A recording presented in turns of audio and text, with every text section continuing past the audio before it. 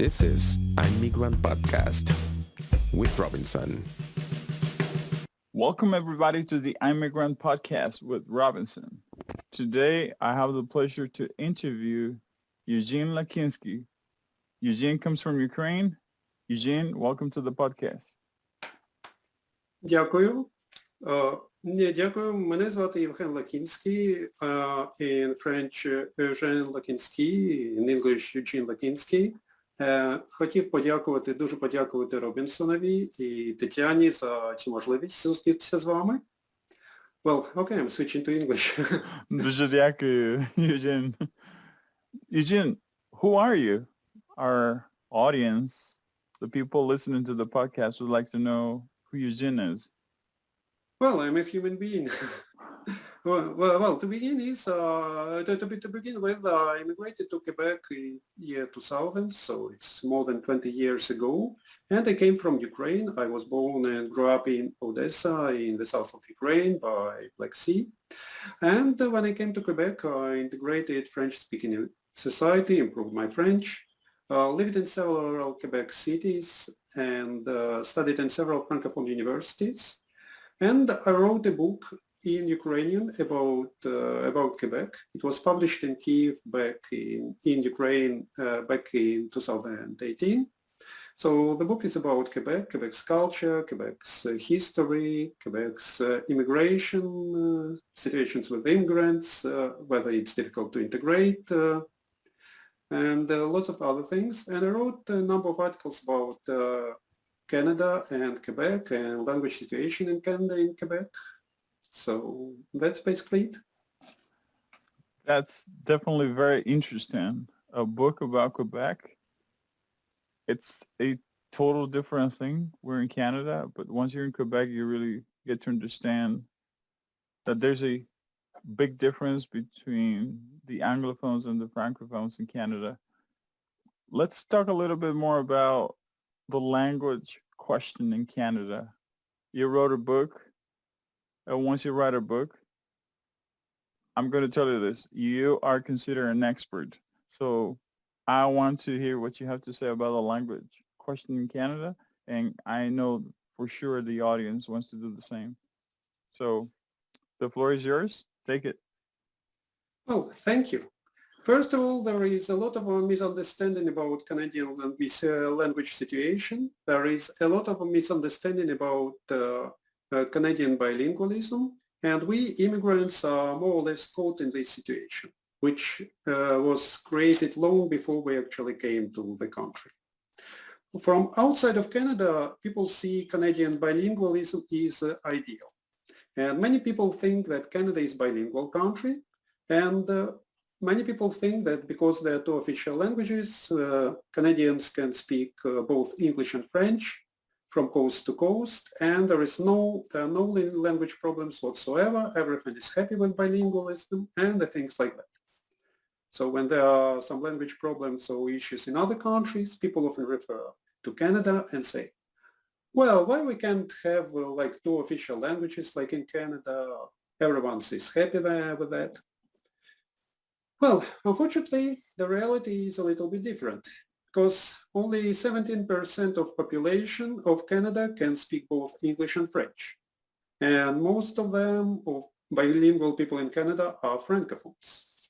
And Francophones are actually a minority in Canada, and they are minority in North America.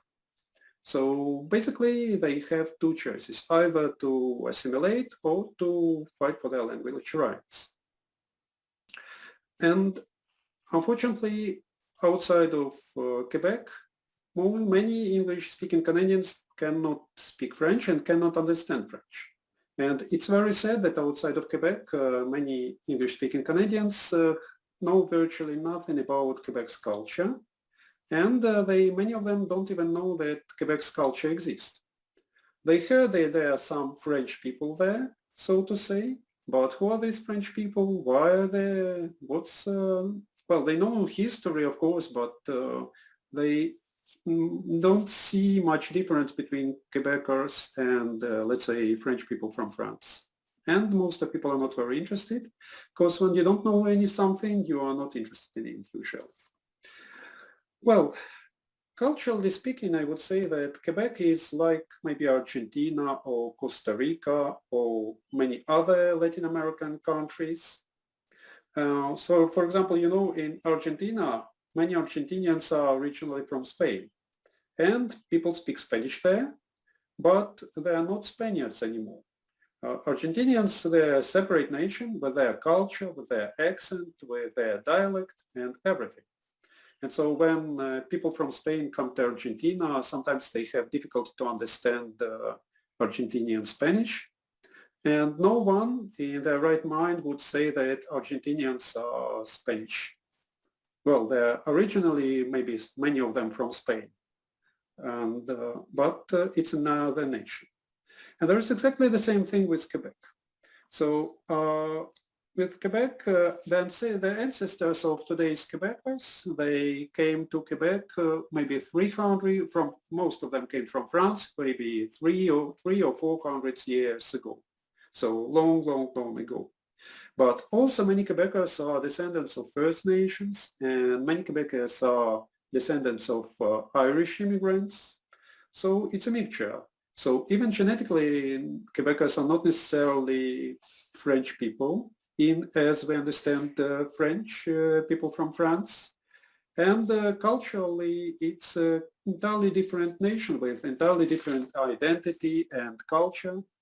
And this culture is unique, and they have everything they need to be a nation. They have their folklore, they have their folk songs, they have their folk legends, and there is a rich literature, rich cinema of the world's level, I would say. So here we are. Politically speaking, Quebec is one of 10 Canadian provinces with same rights and responsibilities as others. But culturally speaking, it's a different nation. Whether we want it or not, it's the reality. And maybe let's imagine maybe a situation like that if in 19th century United States annexed Mexico. Because back in 19th century, there were some projects that United States would annex Mexico, include it into United States. And there were some Mexicans which were in favor of this idea. There were some Americans who were thinking about that. But it didn't happen. But imagine it would happen. What would we have now? Mexicans would still remain a nation, even if they are in the United States, and they would try to protect Spanish. But some Americans would say, well, that Spanish is not very useful, that everyone speaks English anyway, so let's everyone switch to English. And there would be many immigrants who are caught in situation between English and Spanish, and they would say, well, I don't have time to learn Spanish, I would only learn English.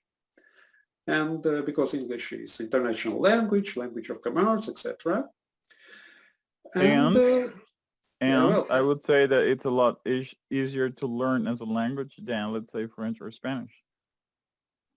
Yes, and it's easier to learn it because there are lots of materials.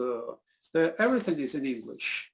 I mean, English is not maybe the easiest language in the world, but because from our very childhood we learned that English is the coolest language, that all the international commerce is in English, that all the technology is in English, and America is the richest country.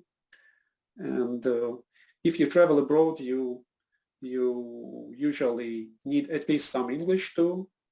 And it's funny because, for example, if you go to Ukraine, traveling from Ukraine to Iran, neither country was ever an English colony, but you would speak to Iranians in English, not in any other language in most of cases.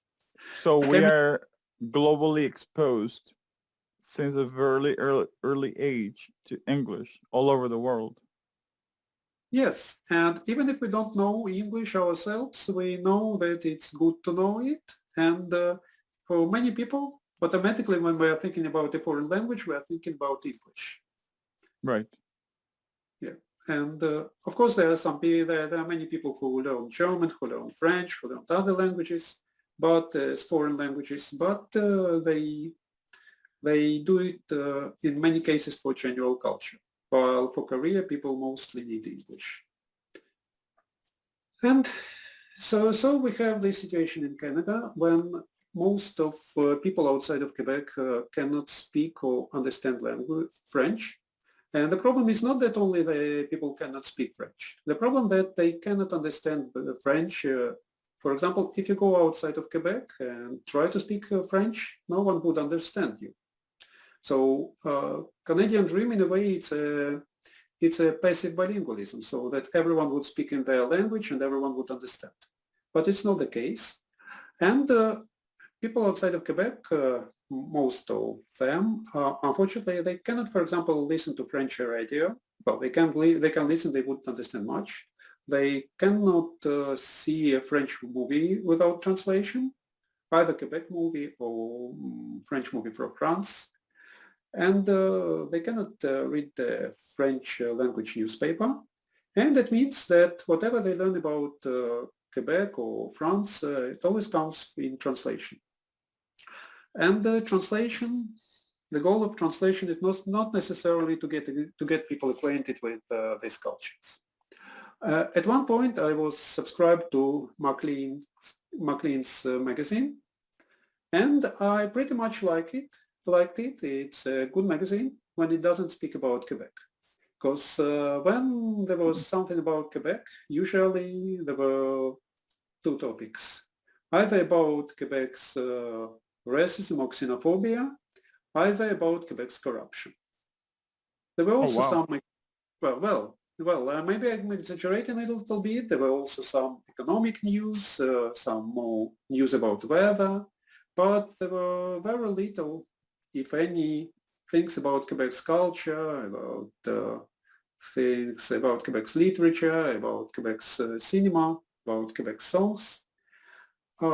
If you listen to a French language radio station in Canada, including Quebec, you will hear a number of English language songs. When you listen to most of English language radio stations, there would be no French songs whatsoever. That's a huge difference.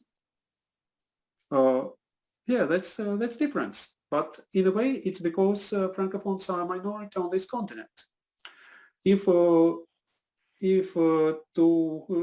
back in 18th century it would be French who would win the English, maybe North America would be Francophone now, and there would be still some remaining English speakers in New England who would try to protect their language, but everyone would say, well, why would I learn English? It's completely useless, no one knows it, we only need French.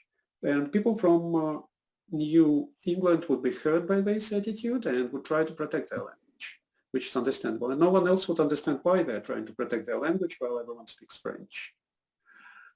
And there is, well, I should also mention that Quebec is not the only Francophone society in Canada.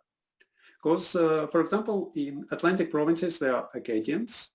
And Acadians, they have very different history and very different identity from Quebec.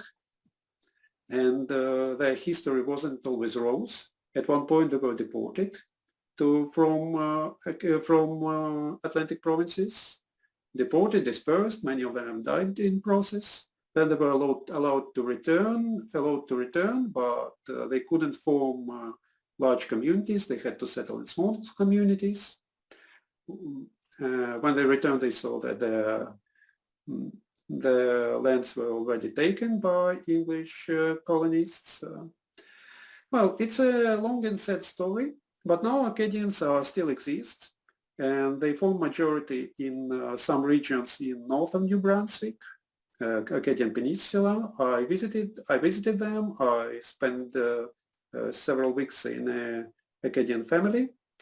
But if you would say to Acadians that they are Quebecers, that would be very offended because they believe themselves a separate nation. And there are also Franco-Manitobans. Some of them are Métis, others are not. And in both cases, they're in Manitoba. They live in Manitoba since at least 18th century.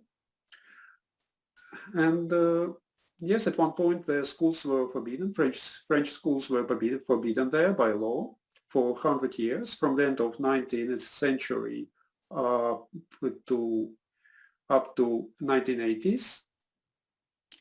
And of course, many of them are assimilated, but many of them are still keeping French language and their culture. And there are about 500,000 of Francophone parents. So it's very interesting that you talk about basically these three different French-speaking communities across Canada.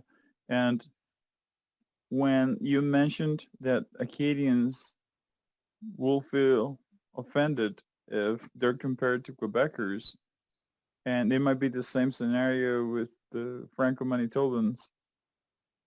It's so interesting to hear you talk about these things, because most of us have no idea about this. It's like 3 or 4 different Franco-speaking communities who believe of themselves to be different nations. Am I Yes. right?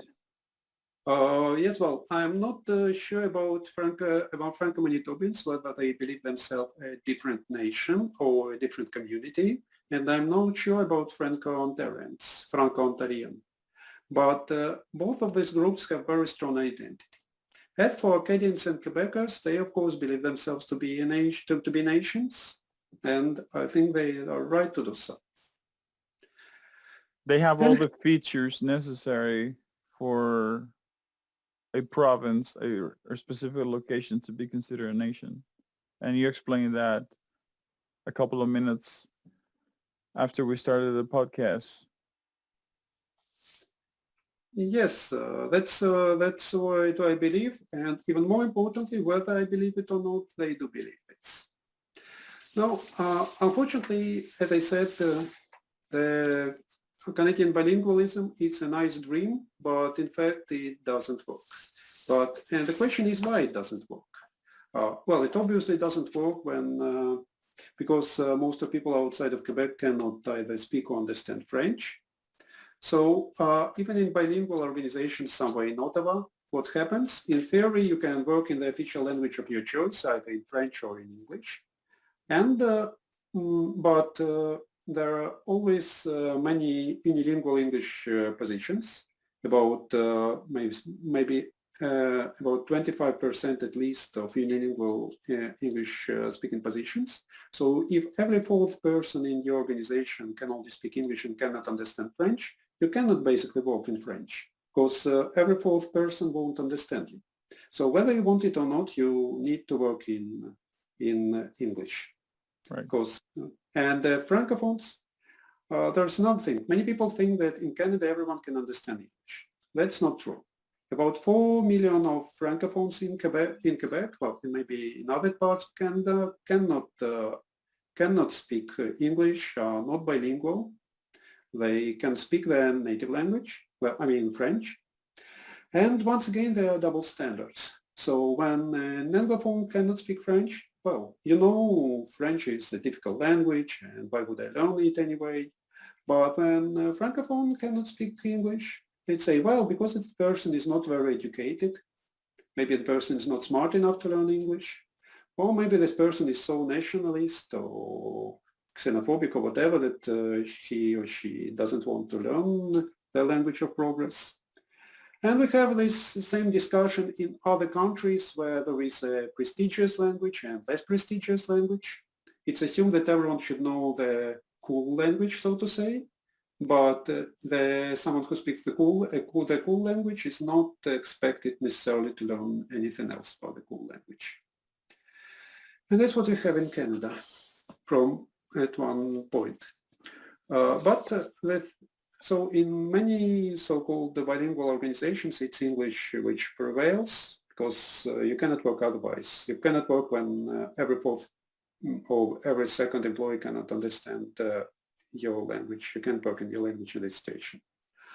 But the question is, why are so few people outside of Quebec can understand French? It's strange because so many people learn it at school. In every single Canadian school there are French courses, they're mandatory. There are also many so-called French immersion schools where some subjects are taught in French. So technically one would expect that in several generations the level of bilingualism would increase. It doesn't.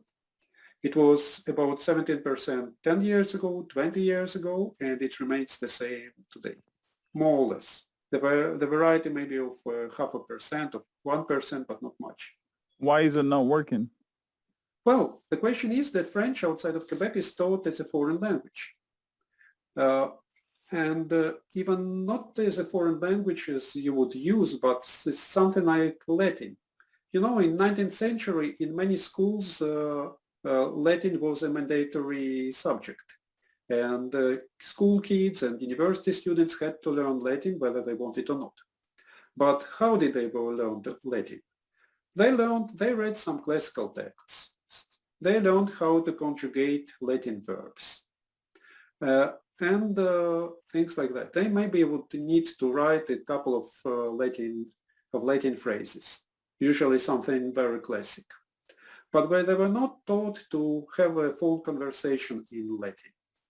They are not taught to read a modern newspaper in Latin on some modern subjects. They are not taught to consult, to go to a Latin website and to read how to repair your, I don't know, how to repair your garden shed in Latin.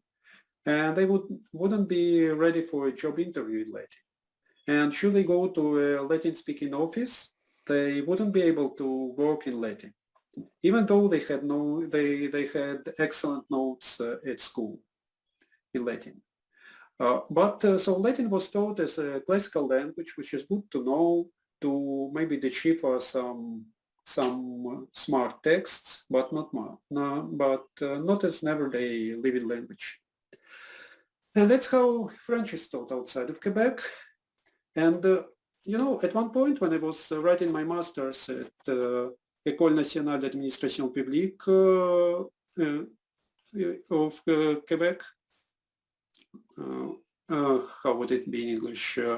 National School of Public Administration of Quebec. When I was writing my master's, I interviewed about 10 anglophones in Ottawa, public servants, most of them in more or less bilingual positions. And I just tried to understand their attitude towards French. And all of them were nice people, all of them were smart people. It was a pleasure to talk to them. And I saw one very interesting difference, that there were only two groups of they could be roughly divided into groups. Those who are scared to talk in French, well, not scared per se, but who don't feel comfortable to talk in French. They can probably, but they don't feel at ease. And those who can feel in French, their French is maybe not perfect, but they are not scared of talking it, and they can communicate in French on everyday subjects, not about some classical things. And what was the difference between these people? That because those who were not scared of using French, they had experience of living or working or studying in a French-speaking environment. There was one lady who worked in Quebec, in the Quebec village as a student. As a student, she was working in a national park somewhere in Quebec. And she rented a room in the Quebec village, and she spoke French to all of her neighbors. And, well, she had no choice because their French was much better than their English. And then after this experience, she can talk in French about almost every subject. And there was another lady who happened to spend a year or so in Tunisia. And in Tunisia, although most of the people are Arabic, speak Arabic, but French is rather popular there. So although she already had some French bases from schools, so she had lots of practice there in French. And now she can speak French without being scared of this. And the third situation was a person who finished a French-speaking school. Although she was entirely Anglophone, her ancestors were Anglophone, but as a kid she was sent to a French school, not to a French immersion, but to a real French school where most of everything was in French and most of her classmates were Francophones. And after that, she's entirely fluent in French. But of course, if you never lived anywhere close to any Francophone society, it's very difficult to become fluent in this language. To maintain the language, correct, yes. Yes, not even to maintain, but to learn it. I can tell about my case. I lived, when I was 22 years old, I couldn't say a word in French. And I lived in a country where no one could speak French, except for some foreign tourists, except for some erudites. There were some local people who learned French as a foreign language, but otherwise no one would speak French, would understand French. And I decided to immigrate to Quebec. And I knew that to immigrate to Quebec, one needs to learn French and to learn it well. I started with private teachers, but after that... back in Ukraine? Back in Ukraine in 1990s. Okay. And yes, but after that I was still very much scared to talk French. I wasn't fluent in French, I couldn't talk it. It was like a blockage, so to say. Then I had a chance to go to France for 2 weeks, basically. With a group of students from Ukraine, we came to the University of Marseille, and we stayed in students' residence. It was summertime, it was by the sea, there were lots of Francophones around, there were many international students who were Francophones too. I was about 23, and everything was just French around of me. And I could speak English. Many people would understand English very well. But I tried my best to speak French, even if it was very scary in the beginning, because I knew that if I'm immigrated to Quebec, I need to learn it. And I need to speak it. And I started speaking in French with lots of mistakes. There were lots of young people from many countries, from Arabic countries. There were children of immigrants who grew up in France and spoke French better than everything else. There were French people, Français de souche. There were many different people, and it was the atmosphere of summer, of youth, and I had a great practice with them. And my French was very, very bad. When I couldn't find a French word, I would put an English word instead. But at least after this experience, I wasn't scared to talk the language whatsoever. And it's very sad that most of Canadian English speakers have never had this experience. And I think that learning French is something scary or useless or whatsoever, or something they cannot even do. Once I spoke to an English-speaking Canadian who said, "Well, I cannot speak French. Sorry for coming from Southern Ontario." So he believed that because he came from an English-speaking region, it's quite impossible for him to learn French. And if it was some biological reason why he couldn't learn French or whatever. Although I know English speakers from Southern Ontario who are perfectly bilingual, who can speak French perfectly. So even though they grew in English-speaking environment. And both you and me, you Robinson and me, we came from countries where virtually no one speaks French. Well, maybe some people do, but it's not the language of the society. And somehow we learned it. But how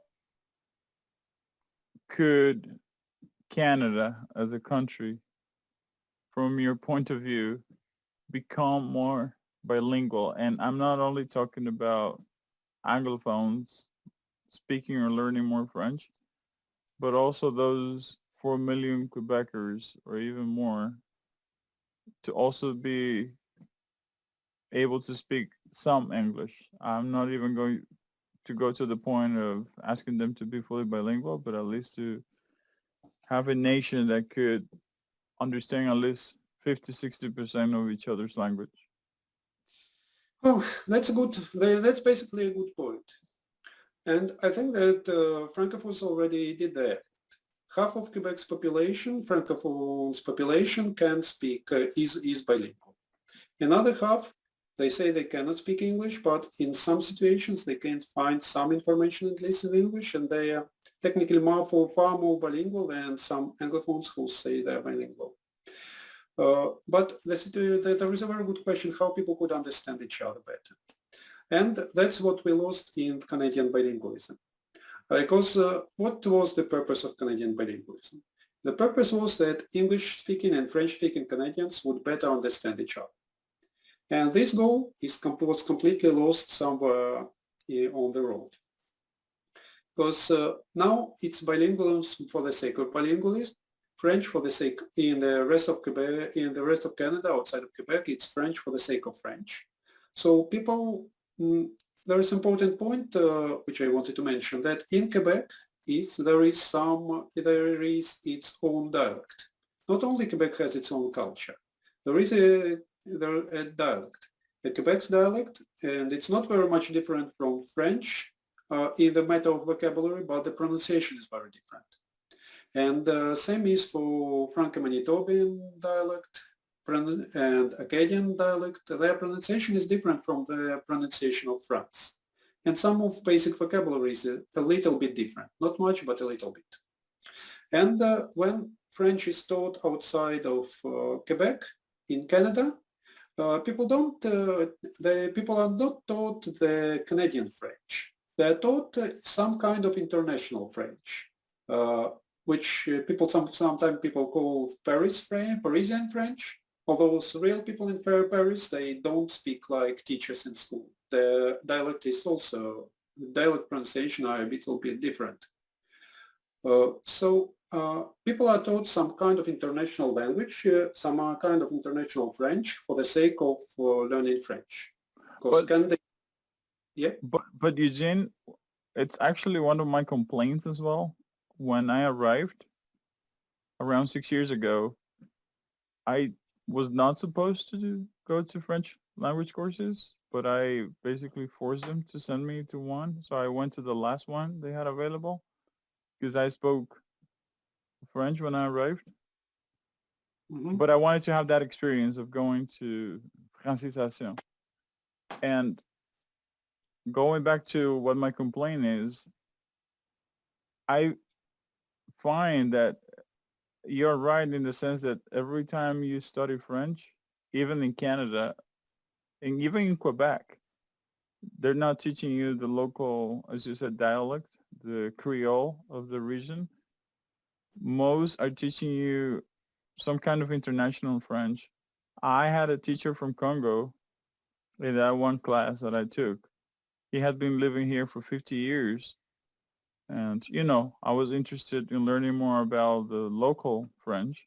So I went to websites, I read, and I used to come to class with local phrases.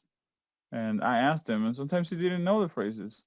And I was in class for about 2 months when he said, how long have you been here? And I believe I said, 3-4 months. And he's like, I think you know more Quebecois than I do. And I've been here for 50 years. So at the same time, you go to Francisation expecting that they would teach you the local dialect in Quebec, but that's not what you get. So I think there's also a disconnect, even in Quebec, as we learn French at the schools through the Francisation program. What do you think? Well, I think that what I'm hearing you, I think I was lucky. Because me too, when I came to Quebec, I could more or less, maybe your French at this moment was better than mine, but I could read some French, understand some French, and speak some French. And I came to Francisation as well. to, I guess, level 5th at the time, and they taught us quite a lot about Quebec's culture. They showed us Quebec's movies. The teacher asked us to read Quebec literature, classical literature, of course, mostly. So each of us had to read at least one Quebec book. And we were taught quite a lot about Quebec, about its dialect, about its expressions. And it was the same thing when I was, because, you know, when I came to Montreal, it was, at the time I didn't have much money, I was poor, I couldn't afford to go to a bar, to a restaurant in the evening. So in the evenings I just went to another course of Francization. There were night courses or night classes of French in a small community center. And these courses gave me maybe as much as day courses. And there too, the focus was on, it wasn't the entirely focus, but we were talking quite a lot about Quebec and about its dialect and its Quebec's expressions. And it was back in years 2000, in the beginning of years 2000, year 2000, maybe beginning of 2001. So at that time, at least, there was an idea to integrate immigrants to Quebec society. And but there is also another thing interesting thing you mentioned about a gentleman who spent 50 years in Quebec, but is still speaking only and mostly international French. That's because we immigrants, we need to integrate somehow to Quebec society when we live in Quebec, of course. And sometimes it's difficult, sometimes, well, it's always difficult to integrate a society. It's easier to integrate English-speaking society somewhere in Toronto, because, well, that's another topic. But I think, as you say, I think that we immigrants need to make efforts to learn more about the local language, local culture, even if we are not taught about that in Francization. Because when I wanted to immigrate to Quebec, I started looking for everything I could find about Quebec. It was before YouTube, it was even before Google. So it was difficult to find any information, but I was trying to find anything I could about this dialect, this pronunciation. When I came to Quebec, I rented Quebec movies from local video store just to better understand this land. And we immigrants need to do efforts, at least if we live in Quebec. Right, and it's funny that you're talking about that, because I really wanted to ask you what your recommendations are for those people who are planning to come to Quebec, but also for those that are already here. And I think you started already on those two questions, but what else would you recommend, again, to those that are planning to come to, not necessarily Canada, but Quebec, and those that are here, especially those who are a little bit reluctant to learn French, because I do have some friends who only speak English and maybe their spouses speak French, and they feel comfortable because when they go outside, they have someone that can translate for them, but they're not willing to put in the effort or the work to learn the local language. So what do you recommend to those people still outside and those that are already here? Well, I think there are some theoretic notions about the respect for the new country, things like that, but people don't buy this discourse in most cases. We humans are very practical creatures. Yes. And but there are many real advantages for learning French, for understanding Quebec's French, because first of all, you have better career perspectives. For example, in my current position, I'm a manager in Federal Public Service. I don't think I would be there if I wouldn't be able to understand everyday Quebec's French. First of all, I know French, but because during team meetings, sometimes when people speak in Quebec's French, I can understand them, and I don't say what. It's not like my teacher taught me. And I don't say, well, it's very difficult to learn French, so let's speak English. And it helps me somehow. It helped me in my career, and it would help in career. It doesn't mean that if you learn how to understand Quebec French and how to speak French, immediately you would be promoted and you have a career of your dream. But it's like knowing how to read. If you know how to read, doesn't mean that you will be promoted immediately or something. It just means that you don't know how to read and your perspectives are limited. So it opens new career horizons. I know, for example, someone who is a great IT specialist who spent many, many years in Quebec, and for all these years he complains, well, I'm working in a firm, I have good salary, everything, but just I cannot become a manager or team leader because I need to learn French. And years come and the person complains, and so why don't they learn French? I want to say that sometimes some people who are already comfortable with English think it's a very scary thing to learn French. It is in the beginning, but look around. There are thousands, tens of thousands of immigrants who come here, who come to Quebec, to Montreal, and in a year or so, they're fluent in French.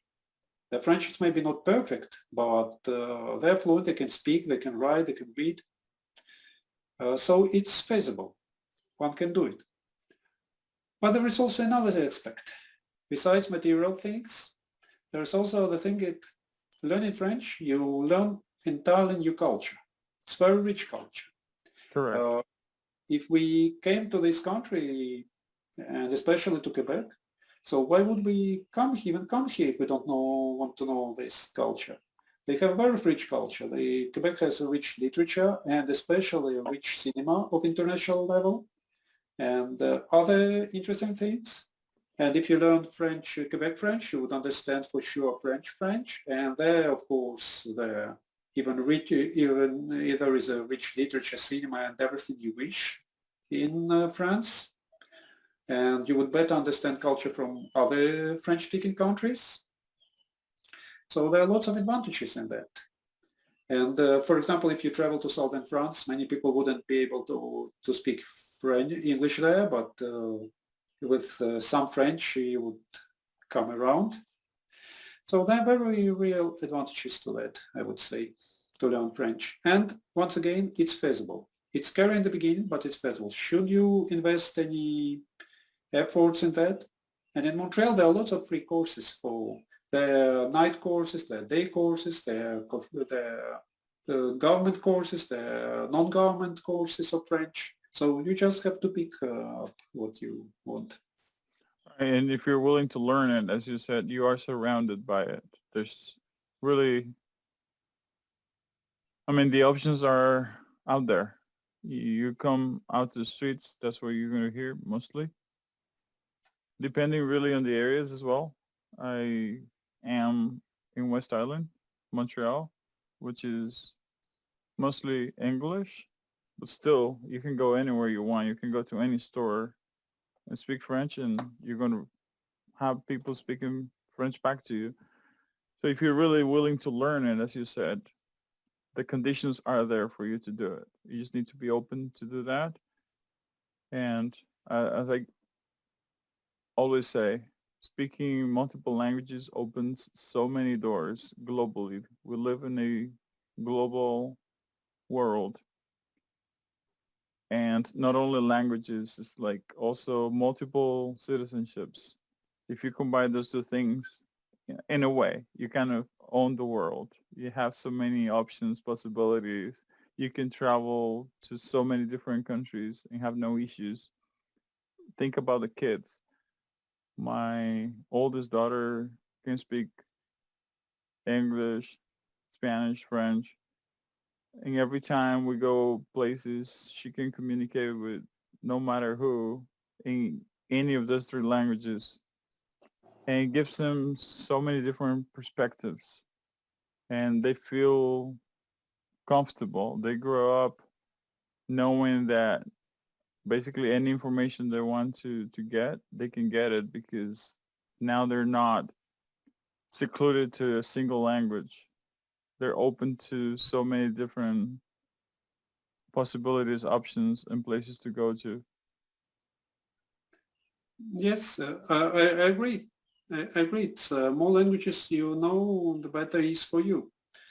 And You don't even need to have a university diploma, I would say, if you're able to speak 3, 4, 5 different languages or even more.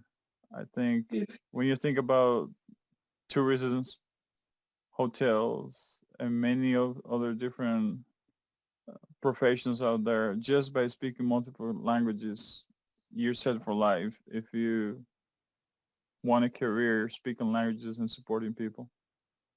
I would say that university still is important thing. It is. But of course languages help. And just speaking about people who are not yet in Quebec and who want to immigrate, I have only one message for them, that please spend every minute every minute, 3 minutes you have, invest it in learning the language of your new country and invest in learning for more information about the new country. So try to read the newspapers from your future country. Try to watch TV. Now there are lots of things we can watch online. There is YouTube. There are some online TV channels. Try to watch TV of your new country. Try to read newspapers. Try to make some friends with locals before you even come here. Try to go to 4 local internet communities to try here. And that I would say to both people who would immigrate to Quebec and people who would immigrate to English-speaking provinces.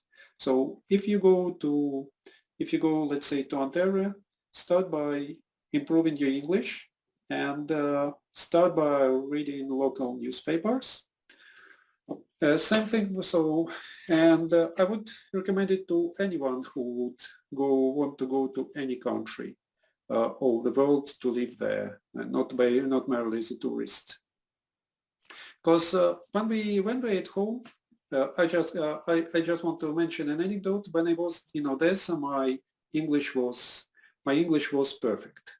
When I was in Quebec City, it was good. When it was in Montreal, it was rather good. When I was in Ottawa, it was good enough. But when I took writers courses in creative writing certificate at the University of Toronto, I realized that my English was terrible. So you had different levels depending on where you were. That's funny. Yes, exactly. And when we are in our home countries, if we can say something in English or French, people would say that, well, you're polyglot, you know English so well, you know French so well. But when we are in a new country, it's never enough. It's never good enough. It's never enough.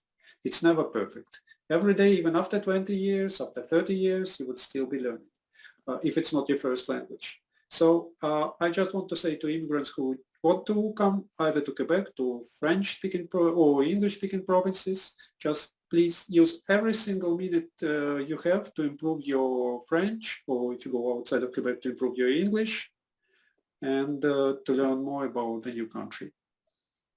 That's a great advice. I agree with it 100% as well. And you said about your mother tongue, but once you're in these environments and you spend days either speaking English or French or both, which is very common in our offices in Montreal, your mother tongue suffers a little bit because you don't use it as much anymore, and you start using more English words that are more frequent or more French words that you use constantly and that you do not use in your mother tongue. So it suffers a little bit where you kind of start forgetting how to use certain things. It's not that you're forgetting your language. It's just that maybe you're adding new vocabulary to it that you do not use in your own language. So it suffers a little bit, but when it comes to learning languages, even your own, you don't know the words. Like you open a dictionary and you're probably wondering, hey, what is this? I had never seen this, or I don't know the meaning of it, even in your own language. So imagine acquired ones. It's a constant grind. It's a constant effort to keep learning. As you said, doesn't matter if it's 20 years or 30 years. It's going to take you a lifetime to really master something that you just acquired a few years back, right? So it's a great Yes. advice that you provide. Yes, it's very true about our first languages, because right now we have with this situation, there are lots of French words for everyday things, which are much easier to use, even when we speak our language, much easier to call things in their French names, because those are everyday things. Right. And sometimes it's difficult to find our own equivalent for these things, because we didn't have them often in our land. For example, recycling bin. When I was young in the Soviet Union, there were no such thing as recycling. Well, there was something like that, but not in the same way it's done in North America. So, of course, it's for me, it's boîte de recyclage. Even when I speak Ukrainian, so... Okay, I tried to find equivalent in Ukrainian dictionary. I found something close, but it was very, very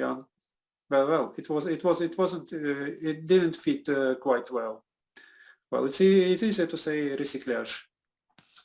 Exactly. You start adding those, and at some point, people just follow your lead, and they keep adding it to Ukrainian. Let's say in 100 years, you don't know where that came from, and you're using a French word in Ukrainian. It happens. I mean, languages evolve, and they evolve all over the world.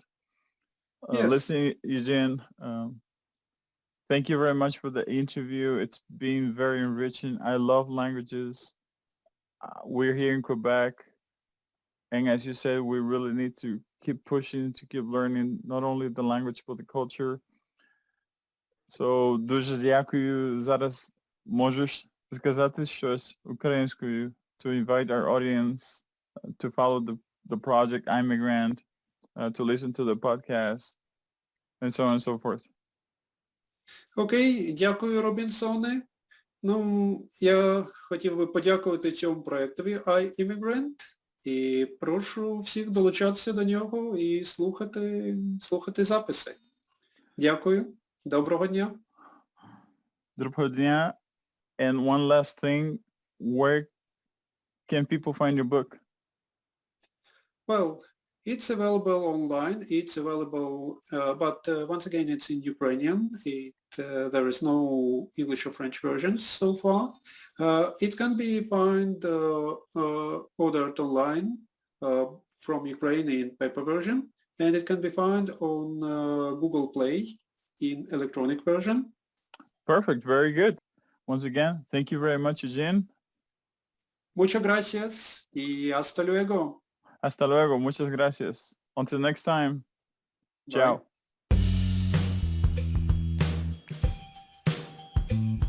This was Immigrant Podcast with Robinson.